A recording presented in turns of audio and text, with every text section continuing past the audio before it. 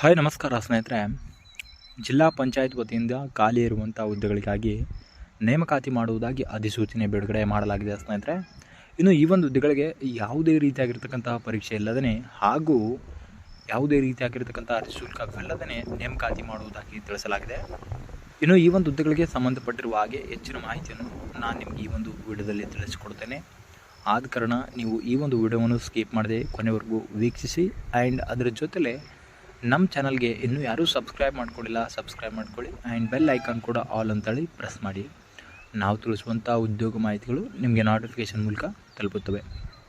ಸ್ನೇಹಿತರೆ, ಸಂಸ್ಥೆ ಹೆಸರು ಬಂದು ಈಗಾಗಲೇ ತಿಳಿಸಿರುವ ಹಾಗೆ ಜಿಲ್ಲಾ ಪಂಚಾಯತ್ ವತಿಯಿಂದ ಹುದ್ದೆಗಳಿಗೆ ನೇಮಕಾತಿ ಮಾಡುವುದಾಗಿ ತಿಳಿಸಲಾಗಿದೆ.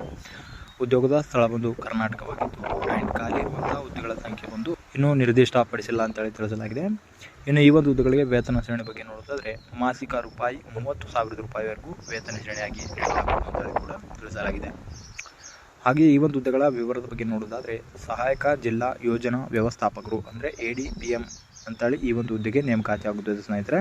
ಆ್ಯಂಡ್ ಈ ಒಂದು ಹುದ್ದೆಗಳ ವಯಸ್ಸಿನ ಮಿತಿ ಬಂದು ಕನಿಷ್ಠ 18 ವರ್ಷನ ಪೂರೈಸಿರಬೇಕು ಹಾಗೂ ಗರಿಷ್ಠ 40 ವರ್ಷನ ಮೀರಿರಬಾರದು ಅಂತೇಳಿ ಕೂಡ ತಿಳಿಸಲಾಗಿದೆ. ಆ್ಯಂಡ್ ಈ ಒಂದು ಹುದ್ದೆಗಳ ಸೆಲೆಕ್ಷನ್ ಪ್ರೊಸೆಸ್ ಬಗ್ಗೆ ನೋಡೋದಾದರೆ ಈಗಾಗಲೇ ತಿಳಿಸಿರುವ ಹಾಗೆ ಇಲ್ಲಿ ಯಾವುದೇ ರೀತಿಯಾಗಿರ್ತಕ್ಕಂಥ ಪರೀಕ್ಷೆ ಇರುವುದಿಲ್ಲ. ಜಸ್ಟ್ ಒಂದು ಮೆರಿಟ್ ಆಧಾರದ ಮೇಲೆ ಆಯ್ಕೆ ಮಾಡಿಕೊಳ್ಳಲಾಗುವುದು ಅಂತೇಳಿ ಕೂಡ ತಿಳಿಸಲಾಗಿದೆ.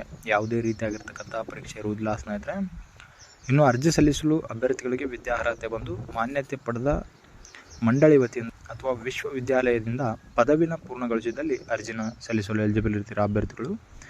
ಆ್ಯಂಡ್ ಅಪ್ಲಿಕೇಶನ್ ಫೀ ಬಂದು ಯಾವುದೇ ರೀತಿಯಾಗಿರ್ತಕ್ಕಂಥ ಅಪ್ಲಿಕೇಶನ್ ಫೀ ಇರುವುದಿಲ್ಲ. ಇಲ್ಲೂ ಕೂಡ ಫ್ರೀಯಾಗಿ ಅರ್ಜಿನ ಸಲ್ಲಿಸಲು ಅವಕಾಶ ನೀಡಲಾಗಿದೆ. ಆ್ಯಂಡ್ ಅರ್ಜಿ ಸಲ್ಲಿಸಲು ಪ್ರಾರಂಭ ದಿನಾಂಕ ಜೂನ್ 16, 2025 ಆಗಿದೆ. ಈಗಾಗಲೇ ಪ್ರಾರಂಭವಾಗಿದ್ದು ಮತ್ತು ಕೊನೆಯ ದಿನಾಂಕ ಜೂನ್ 30, 2025 ಆಗಿದೆ.